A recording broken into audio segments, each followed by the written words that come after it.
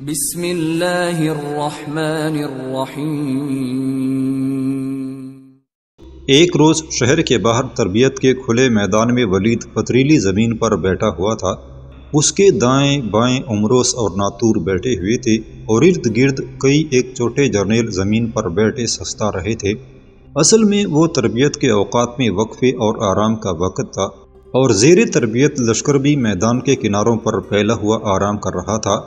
ولید کے سامنے نئے تیروں کا ڈھیر لگا ہوا تھا، جنہیں وہ اٹھا اٹھا کر ان کی پختگی اور مضبوطی کا جائزہ لے رہا تھا۔ وہ اپنا پورا جنگی لباس پہنے ہوئے تھا اور سر سے آہنی خود اتار کر اس نے اپنے دائیں طرف رکھا ہوا تھا۔ اتنے میں جنوب کی طرف سے ذرا فاصلے پر ایک گھڑ سوار آتا دکھائی دیا اور تیز ہوا میں اس کی اربوں جیسی سفید ابا پڑپڑا رہی تھی۔ وہ اپنے گھوڑے کو سر پٹ دوڑاتا آ رہا تھا۔ تربیت گاہ کے قریب آ کر وہ سوار رکا۔ گھوڑے پر بیٹھے ہی بیٹھے اس نے لشکر کے ایک سپاہی سے کچھ پوچھا اور دوبارہ گھوڑے کا رخ موڑ کر اس نے اس طرف اس کو ایڑ لگا دی تھی جس جانب ولید، عمروس اور ناطور بیٹھے ہوئے تھے۔ ولید نے ابھی تک اس سوار کو نہ دیکھا تھا۔ وہ اسی طرح تیروں کو الٹ پلٹ کر دیکھتا رہا۔ پھر اس نے عمروس کو مخاطب کر کے کہا، عمروس، جس آہنگر نے یہ تیر بنائے ہیں وہ اپنے فن کا ماہر ہے۔ یہ تیر نہایت مناسب اور کڑے ہیں، ان کی نوک تیز اور وزنی ہے اور اس کے پر دبے دبے سے ہیں۔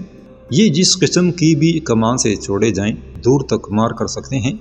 تیروں کے اس صنع کو ساری سرکاری بٹیوں کا منتظم بنا دو اور اس سے کہو کہ ہر بٹی میں ایسے تیر بننے چاہیے۔ عمروس نے خوشی کا اظہار کرتے ہوئے کہا، یا امیر، یہ صنع تلیتلیا کا رہنے والا ہے اور چند ہفتے ہوئے یہاں آیا ہے۔ مجھ سے اس نے ملاقات کی اور میں نے اسے ایک بٹی پر لگا دیا۔ اس کا روزینہ بھی میں نے مقرر کر دیا ہے۔ یہ صرف ایک آہنگر اور صنع ہی نہیں، ایک جیت عالم دین بھی ہے۔ تلیتلیا میں اس کا شمار شہر کے متمول لوگوں میں سے تھا، لیکن وہ صرف ایک جذبے کے تحت یہاں آیا ہے۔ کہہ رہا تھا، تلیتلیا اور دوسرے شہروں میں ان لوگوں کے لیے فضا سازگار نہیں رہی جو اپنے مذہب و ملت کے لیے کچھ کرنا چاہیں۔ وہ صرف تیر ہی نہیں، تلوار، ڈھال، زرہ، خود اور نیزے کا عمدہ کاریگر بھی ہے۔ ولید نے متاثر ہوتے ہوئے کہا، اس کا نام کیا ہے؟ کبھی میری اس سے ملاقات کراؤ، اس لیے کہ میں… ولید کہتے کہتے رک گیا، کیونکہ وہ عرب سوار جو جنوب کی طرف سے اپنا گھوڑا دوڑاتا ہوا آیا تھا اب اپنے گھوڑے سے اتر کر ولید کے سامنے آ کھڑا ہوا تھا۔ اس نے اپنے چہرے پر نقاب ڈال رکھا تھا۔ ولید کو دیکھتے ہی دیکھتے اس سوار نے اپنے چہرے سے نقاب ہٹا دیا۔ وہ اس پر اسرار لشکر کا وہی جوان تھا جو اپنے 50 ساتھیوں کے ساتھ پہاڑی کی چوٹی پر ولید سے مال غنیمت کا حصہ لینے آیا تھا۔ سوار نے مسکراتے ہوئے ولید سے کہا، یا امیر، میرا نام زبیر ہے، کیا آپ نے مجھے پہچانا ہے؟ ولید اٹھا اور اسے مصافحہ کرتے ہوئے کہا، ہاں، میں تمہیں پہچان چکا ہوں۔ تمہارا تعلق جبل اشارات کے پر اسرار لشکر سے ہے اور تم ہی مجھ سے غنیمت کا مال لے کر گئے تھے۔ عمروس اور ناطور نے بھی اٹھ کر بڑی گرم جوشی کے ساتھ زبیر سے مصافحہ کیا۔ چاروں ننگی اور پتریلی زمین پر بیٹھ گئے اور ولید نے زبیر سے پوچھا، کیا تم کسی ضرورت کے تحت یہاں آئے ہو؟ زبیر فوراً سنجیدہ ہو گیا۔ اس کی گردن جھک سی گئی اور اداس لہجے میں اس نے کہا، یا امیر، ہم جبل اشارات کی غاروں کے اندر رہتے ہیں۔ پہلے ہم رسیاں اور بورے بن کر تلیتلیا کے بازاروں میں بیچتے تھے اور اپنی گزر بسر کرتے تھے۔ اب ہماری تعداد زیادہ ہو گئی ہے اور یہ ذریعہ معاش ہمارے جنگ اور امن کے اخراجات پورے نہیں کر سکتا۔ ولید نے بڑے نرم اور خوشگوار لہجے میں پوچھا، کیا تم لوگوں کو کسی مدد کی ضرورت ہے؟ زبیر نے ملتجی ہو کر کہا، یا امیر، ہم آپ سے مدد نہیں، ایک اجازت نامہ چاہتے ہیں۔ ولید نے حیرت کا اظہار کرتے ہوئے پوچھا، کیسا اجازت نامہ؟ زبیر نے کچھ سوچا، پھر وہ کہہ رہا تھا، یا امیر، آپ ہمیں اجازت دیں کہ ہم جبل اشارات کے درمیان کہیں کہیں جو وسیع اور ہموار میدان ہیں ان پر کھیتی باڑی کر کے اپنے لیے زمین سے رزق حاصل کریں۔ اس کے علاوہ ہم سب رضاکار ہیں اور اپنے ماں باپ اور جن بھائیوں سے دور ہیں، ہم انہیں بھی جبل اشارات لانا چاہتے ہیں کہ وہ کھیتی باڑی میں ہماری مدد کر سکیں۔ ولید سر جھکائے سنتا رہا اور زبیر کہتا رہا، امیر، اگر آپ کو اندیشہ ہو کہ ہم آنے والے دور کے کسی حصے میں آپ کے لیے خطرہ ثابت ہو سکتے ہیں تو آپ ہمیں جبل اشارات نہ صحیح اور لب ندی کے کنارے کے کوہستانوں کے اندر آباد ہونے کی اجازت دے دیں۔ یہ وہ راستہ ہے جہاں سے لیوں اور کشتالیہ کی عیسائی حکمران مسلمانوں پر حملہ آور ہوتے ہیں۔ ہم اپنی قوم و ملت کی خاطر اس پرخطر راستے میں بھی دشمن کے سامنے ایک دیوار اور چٹان بن کر کھڑے رہیں گے۔ ولید نے آہستہ آہستہ اپنا سر اوپر اٹھاتے ہوئے کہا، مجھے تم سے کوئی خطرہ نہیں ہے۔ میں چاہتا ہوں تم لوگ خوب پھلو پھولو، ترقی کرو اور اسلام کے دشمنوں کے خلاف اور زیادہ سرگرم ہو جاؤ۔ اپنے سالار سے جا کر کہنا، جبل اشارات کے میدان تو ایک طرف، اگر تم لوگ اپنی گزر بسر کے لیے ہرا اور سویدہ کے گرد پھیلے ہوئے وسیع زرخیز اور زیر کاشت میدان مانگو تو بھی میں انکار نہ کروں گا۔ اپنے سالار سے کہنا کہ ان قریب کسی وقت میں جبل اشارات میں آؤں گا اور تم لوگوں کی حالت بہتر بنانے کے لیے اپنے ساتھ بہت کچھ لے کر آؤں گا۔ میں تم لوگوں کو قسم پرسی اور عزلت نشینی کی زندگی بسر کرنے کے لیے تنہا نہ چھوڑوں گا۔ تم لوگ اگر جنگ میں میرا ساتھ دے سکتے ہو تو میں امن میں تم لوگوں کی ہر ضرورت کا خیال رکھوں گا۔ جاؤ، میری طرف سے تم لوگوں کو اجازت ہے۔ جبل اشارات کے چشموں سے فائدہ اٹھاؤ اور وہاں کے وسیع میدانوں میں کھیتی باڑی کرو اور اپنے لیے ایک نئی پرسکون اور خوشحال زندگی کی ابتدا کرو۔ زبیر اپنی جگہ پر کھڑا ہو گیا اور بررائی ہوئی آواز میں کہا، یا امیر، قسم ہے مجھے اس ذات کی جس نے زمین و آسمان کی صنائی کی، ہمیں آپ سے ایسی ہی امید تھی۔ اب مجھے اجازت دیں کہ میں اپنے سالار اور ساتھیوں سے جا کر یہ خوشخبری کہوں کہ ہسپانیہ میں ہم تنہا نہیں ہیں، کسی کا دست شفقت ہمارے سر پر ہے اور اس سرزمین کے اندر اب ہمیں زندہ رہنے کا حق ہے۔ زبیر رکا، پھر وہ کہہ رہا تھا، یا امیر، اب ہم غاروں میں گم روشنی کی طرح گھٹ گھٹ کر زندگی بسر نہ کریں گے۔ اپنی پوری توانائی سے اب ہم ایک نئے انداز میں مصروف جہد ہوں گے۔ آپ نے ہماری تدبیروں کو فولاد اور ہماری سوچوں کو عظمت کا اعزاز بخشا ہے۔ اب ہم اپنی بے بسی سے دشمن کا چہرہ چمکنے نہ دیں گے۔ بڑی خوشی اور تمنا کے ساتھ ہم آپ کے لیے جان قربان کریں گے اور آپ کے ساتھ مل کر ہسپانیہ میں سچ کا سورج طلوع کریں گے۔ یا امیر، آپ کے ساتھ اتحاد میں اور عزم میں ہم آپ کا ابدی سہارا اور آپ کے لیے ہم محب سپاہی بنیں گے۔ ولید بڑے غور سے زبیر کی باتیں سنتا رہا اور بڑی چاہت سے اس کی طرف دیکھتا رہا۔ زبیر نے باری باری ولید، عمروس اور ناتور سے مصافحہ کیا، پھر وہ اپنے گھوڑے پر سوار ہوا اور اسے ایڑ لگا کر جنوب کی رخ پر سرپٹ دوڑا رہا تھا۔ تربیت گاہ میں دن بھر کی مشقت کے بعد ولید اور عمروس ہرا میں داخل ہوئے۔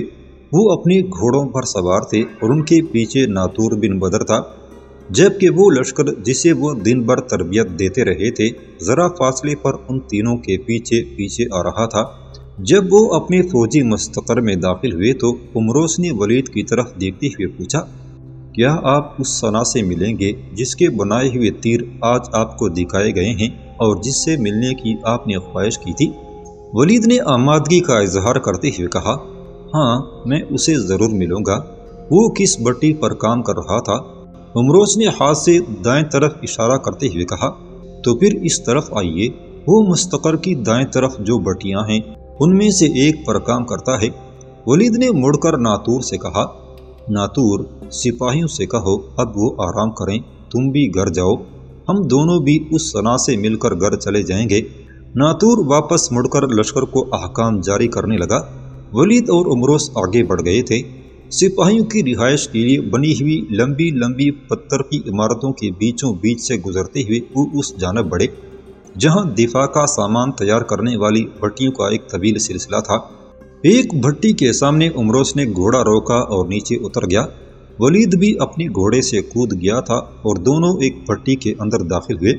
اندر ایک بوڑھا پھٹی قمیص اور جھکی کمر کے ساتھ بھٹی پر بیٹھا کام کر رہا تھا۔ اس نے کچھ لوہے بٹی میں ڈال رکھے تھے اور دونکنی سے وہ آگ کو ہوا دے رہا تھا۔ اس کے ارد گرد 5 جوان جن کے کڑے جسم اور بازو کی سڈول مچھلیاں ان کی جواں مردی اور محنت شاقہ کا پتہ دیتی تھیں، مختلف کاموں میں مصروف تھے۔ ان میں سے ایک بھٹی میں رکھنے کے لیے لکڑیوں کے چھوٹے چھوٹے ٹکڑے کاٹ رہا تھا۔ جبکہ دیگر 4 لوہے کی آہرنوں پر وزنی ہتھوڑوں کے ساتھ گرم سرخ لوہے کے ٹکڑوں کو لمبا کر کے تلواروں کی شکل دے رہے تھے۔ ولید اور امروز کو دیکھتے ہی وہ بوڑھا کھڑا ہو گیا۔ ولید نے آگے بڑھ کر اس کے کندھے پر ہاتھ رکھتے ہوئے کہا، آپ بیٹھے رہیے، آپ جیسے عظیم انسان کی صحبت بھی ایک سعادت اور انعام ہے۔ بوڑھے نے بڑی عاجزی سے کہا، میں اس قابل کہاں کہ آپ جیسے جرنیل اور سرفروش کے لیے سعادت کا باعث بنوں۔ امروز نے ولید سے کہا، یا امیر، یہ وہی صنع ہے جس کے بنائے ہوئے تیروں کی آپ نے تعریف کی، ان کا نام حسان بن یوسف ہے۔ بوڑھے حسان نے پھر خوشی کا مظاہرہ کرتے ہوئے کہا، میں تلیتلیا سے ایک مقصد لے کر نکلا تھا۔ یہاں آ کر جب مجھے بھٹی پر کام مل گیا تو میں نے اپنے لیے ایک نعمت جانا، لیکن آج آپ جیسے جرنیل کو اپنے سامنے دیکھ کر اور آپ سے گفتگو کر کے میں یوں محسوس کر رہا ہوں گویا میں ایک جست میں کمند پہن کر کائنات کی ان نیلی اور لامحدود فضاؤں پر سوار ہو گیا ہوں۔ ولید نے بڑی ہمدردی سے حسان کی طرف دیکھتے ہوئے پوچھا، آپ نے یہ فن کہاں سے سیکھا؟ بوڑھا حسان فوراً سنجیدہ ہو گیا اور تکلیف دہ احساس میں اس نے کہا، میرے آقا، اسپانیہ میں صناعوں کی کمی اور کاریگروں کا قحط نہیں ہے۔ مسلم قوم خود ہی غفلت اور طوائف الملوکی کا شکار ہو چکی ہے، ورنہ ہسپانیہ میں کون سا ہنر اور فن نہ تھا۔ تلیتلیا ڈھالیں، تلوار، نیزہ، زرہ، تیر کمان اور خود بنانے والے صناعوں سے بھرا ہوا تھا۔ اشبیلیہ میں جنگی جہاز اور کشتیاں بنتی تھیں۔ غرناطہ ریشمی مصنوعات کی نفاست اور عمدگی میں اپنا جواب آپ تھا۔ باجا میں چمڑا صاف کرنے اور رنگنے کی صنعت تھی۔ مرسیا میں زری اور قالین کا کام تھا۔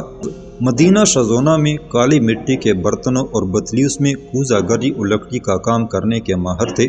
لکفت میں بوریے اور نمدے، المریا میں تجارتی جہاز اور اشبونہ میں سونا نکال کر صاف کرنے کی صنعت تھی۔ اس کے علاوہ سرقطہ کی پوستین اور وانیا میں خوبصورت اور روغنی برتن تیار ہوا کرتے تھے۔ حسان رکا، پھر وہ برائی ہوئی آواز میں کہہ رہا تھا، میرے آقا، ہسپانیہ کے مسلمانوں کے پاس کیا نہیں ہے؟ اب بھی ان سارے شہروں میں عمدہ سے عمدہ کاریگر موجود ہیں، لیکن ہائے ہی کوئی ان سے کام لینے والا نہیں ہے۔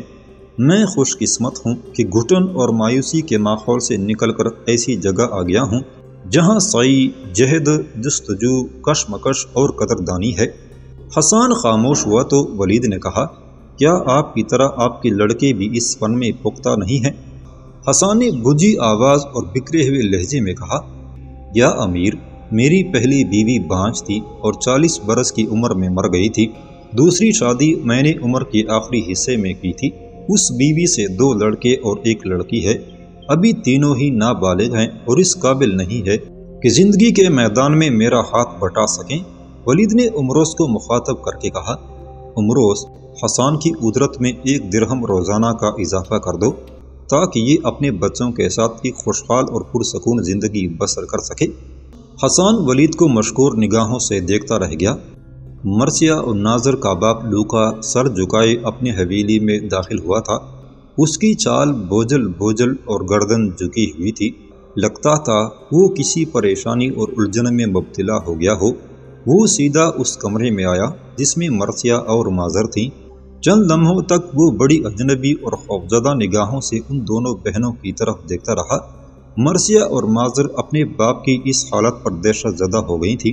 ان دونوں میں ہمت نہ رہی تھی کہ وہ اسے اس کی پریشانی، ہراس اور اعصابی ضعف کی وجہ پوچھ سکتی۔ کمرے کی کاٹ کانے والی خاموشی کو آخر لوکا نے ہی توڑا اور اس نے مرثیہ اور ماظر کو مخاطب کر کے کہا، میری بیٹیوں، لگتا ہے ہماری بدبختی کے دن شروع ہونے والے ہیں۔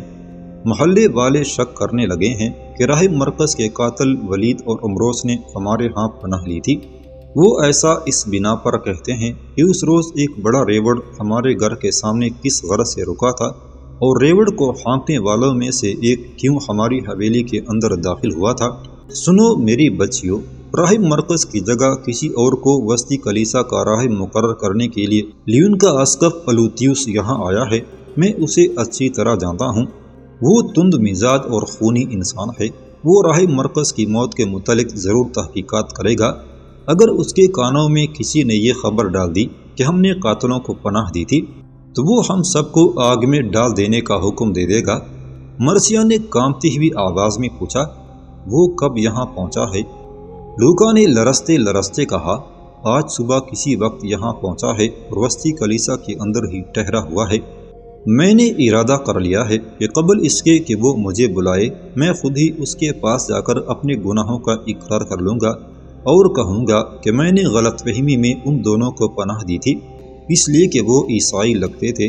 انہوں نے اپنے گلوں میں صلیبیں لٹکا رکھی تھی اور میں اس سے بے خبر تھا کہ وہ ہمارے محترم راہب مرقس کے قاتل ہیں۔ مجھے امید ہے میرے سچ کہنے اور اپنے جرم کا خود اقرار کرنے پر وہ مجھے معاف کر دے گا، اور اگر اس نے معاف نہ بھی کیا تب بھی وہ میری سزا میں کمی ضرور کر دے گا۔ میری بیٹیوں، تم دونوں کسی سے یہ مت کہنا کہ تم ان دونوں کو پہلے سے جانتی تھیں، اور یہ کہ ایک بار وہ تم دونوں کی عزت بھی بچا چکے ہیں۔ اب تم دونوں مل کر میرے لیے دعا کرو۔ میں وسطی کلیسا میں اسقف الوتیوس کے پاس جاتا ہوں، قبل اس کے وہ بھیڑیا نما انسان مجھے طلب کرے۔ میں خود اس کے پاس پہنچ کر اپنی سزا میں تخفیف کرا لینا چاہتا ہوں۔ اگر اس نے مجھے سزا دے دی تو تم فکر مند نہ ہونا، میری غیر موجودگی میں پیلاطس تم دونوں کو اپنی بیٹیاں جان کر تمہاری حفاظت اور کفالت کرے گا۔ میں نے اسے پورے حالات سے آگاہ کر دیا ہے۔ اسی نے مجھے خبر دی تھی کہ اسقف الوتیوس اس غرض سے آیا ہے۔ وہ اس وقت بھی کوئی خبر لانے وسطی کلیسا کی طرف گیا ہوا ہے۔ میں اب جاتا ہوں اور پیلاطس کو تمہارے پاس بھیج دوں گا۔ لوکا مڑا اور خاموشی سے باہر نکل گیا۔ مرثیہ اور مازر گہری فکر اور پریشانی میں ڈوب گئی تھی۔ شام سے ذرا پہلے فرلوندا کا سب سے بڑا اور محترم مذہبی رہنما لیون کا اسقف الوتیوس قشطالیہ شہر کے مذہبی رہنماؤں کے ساتھ شہر کے وسطی کلیسا کی عمارت میں بیٹھا ان اسباب پر بحث کر رہا تھا جس کے تحت راہب مرقس کو قتل کیا گیا تھا۔ اس بحث میں امونا کا ذکر بھی کیا گیا تھا اور اسقف الوتیوس نے اپنا فیصلہ دیا تھا کہ امونا ایک راہبہ ہو کر مسلمانوں کی جاسوسی کرتی رہی ہے، اس کے علاوہ وہ مرقس کے قتل کی بھی ذمہ دار ہو سکتی ہے، لہٰذا اسے کہیں سے بھی ڈھونڈ کر لایا جائے اور اس پر کلیسا کی شرع کے مطابق مقدمہ چلایا جائے۔ قشطالیہ کا ایک مقامی راہب اپنی نشست سے اٹھا اور الوتیوس کو مخاطب کر کے کہا، اے بزرگ و محترم باپ، دشمن سینکڑوں میل کا سفر طے کر کے مرقس کو قتل کرنے کے علاوہ ہماری راہبہ کو بھی اٹھا کر لے گئے۔ کیا ہمیں ان اسباب پر غور نہ کرنا چاہیے جن کے تحت وہ اپنے مقصد میں کامیاب ہوئے؟ آخر وہ کہاں ٹھہرے؟ مرقس کو قتل کرنے کے بعد انہوں نے شہر کے اندر کس جگہ پناہ لی؟ کیا ہم یہ سمجھ لیں کہ قشطالیہ کے لوگوں کے اندر بھی ان کے ہمدرد اور جاسوس موجود ہیں؟ اسقف الوتیوس جواب میں کچھ کہنے ہی والا تھا کہ جس کمرے میں یہ مذہبی راہب بیٹھے بحث کر رہے تھے اس کے دروازے پر لوکا نمودار ہوا اور اندر آنے کی اجازت طلب کر لی۔ الوتیوس نے باروب آواز میں پوچھا، تم کون ہو اور کیوں اس کارروائی میں دخل انداز ہونا چاہتے ہو؟ لوکا نے بڑی مسکینیت سے کہا، میں ایک ایسے راز سے پردہ اٹھانا چاہتا ہوں جس کا تعلق راہب مرقس کی موت سے ہے۔ میں اپنے آپ کو مجرم اور گناہگار تصور کرتا ہوں اور آپ کے سامنے از خود اپنی غلطی کا اعتراف کر کے اپنے ذہن پر لدی ہوئی ضمیر کے بوجھ کو اتار پھینکنا چاہتا ہوں۔ مجھے اجازت دیں کہ میں اندر آؤں اور آپ سے وہ ساری داستان کہوں جو ابھی تک تاریکی اور راز میں ہے۔ الوتیوس نے بڑی دلچسپی سے لوکا کی طرف دیکھتے ہوئے کہا، تم اندر آ سکتے ہو۔ لوکا اندر داخل ہوا اور الوتیوس کے سامنے کھڑے ہو کر اس نے کہا، اے بزرگ باپ، راہب مرقس کو قتل کرنے کے بعد مسلمانوں کے جرنیل ولید اور امروس نے میرے گھر میں پناہ لی تھی۔ وہ اپنے گلے میں صلیبیں لٹکائے ہوئے تھے اور وہ عیسائی لگتے تھے، اس لیے میں فریب اور دھوکہ کھا گیا۔ مجھے خبر نہ تھی کہ وہ راہب مرقس کے قاتل ہیں۔ انہوں نے صرف ایک شب میری حویلی کے اندر قیام کیا اور دوسرے روز وہ نہ جانے کیسے اور کیوں کر باہر نکل گئے۔ الوتیوس نے چونکتے ہوئے پوچھا، کیا ان دونوں کے ساتھ کوئی راہبہ بھی تھی؟ نہیں، ان دونوں کے ساتھ اور کوئی نہ تھا۔ الوتیوس نے گرجتے ہوئے پوچھا، تم نے ان دونوں قاتلوں کو اپنے گھر میں پناہ کیوں دی؟ لوکا نے کہا، میں عرض کر چکا ہوں کہ میرے علم میں یہ بات نہ تھی کہ وہ دونوں راہب مرقس کے قاتل ہیں۔ الوتیوس پھر غرایا، تم بکتے ہو، کیا پورے شہر میں قاتلوں کے متعلق منادی نہ کرائی گئی تھی؟ پھر تم کیسے کہہ سکتے ہو کہ تمہیں قاتلوں کی اصلیت کے متعلق علم نہ تھا؟ یقیناً تم خود نہیں بلکہ تمہارے گناہ تمہیں ہماری طرف گھسیٹ لائے ہیں۔ لوکا نے منت کرتے ہوئے کہا، میں آپ سے سچ کہتا ہوں، میں بے گناہ ہوں۔ الوتیوس نے کچھ سوچتے ہوئے پوچھا، تم گھر کے کتنے فرد ہو؟ لوکا نے کانپتے ہوئے کہا، میری صرف 2 بیٹیاں ہیں، ان کے نام کہو۔ ان کے نام مرثیہ اور مازر ہیں۔ کیا وہ بیاہی ہوئی ہیں؟ نہیں، کنواری ہیں اور میرے ساتھ رہتی ہیں۔ چند لمحوں تک الوتیوس کے چہرے پر مختلف رنگوں کی آمدرفت ہوتی رہی، پھر اس نے اپنے سامنے رکھی ہوئی میز پر ہاتھ مارا اور جواب میں اس کلیسا کے محافظ بھاگتے ہوئے اندر آئے۔ الوتیوس نے لوکا کی طرف اشارہ کرتے ہوئے کہا، اسے گرفتار کر لو۔ آج شام کا سورج غروب ہونے سے پہلے اسے اس کلیسا کی 4 دیواری کے اندر صلیب پر لٹکا دیا جائے۔ راہب مرکز کا قاتل یہی ہے اور اس کا مصلوب ہونا مرکز کی روح کو بہترین خراج تحسین ہے۔ اور سنو، تم میں سے ابھی کچھ جوان جاؤ اور اس کی دونوں بیٹیوں کو بھی یہاں لے آؤ۔ میں اسے صلیب پر چڑھانے کے بعد یہاں سے روانہ ہو جاؤں گا اور اس کی دونوں بیٹیاں میرے ساتھ لیوں جائیں گی اور وہاں وہ راہبہ بن کر کلیسا کی خدمت کریں گی۔ کلیسا کے محافظ لوکا کو پکڑ کر باہر لے گئے۔ الوتیوس کے چہرے پر مسکراہٹ بکھر گئی تھی، ایسی مسکراہٹ جیسے اسے کسی جدوجہد کے بعد شکار مل گیا ہو۔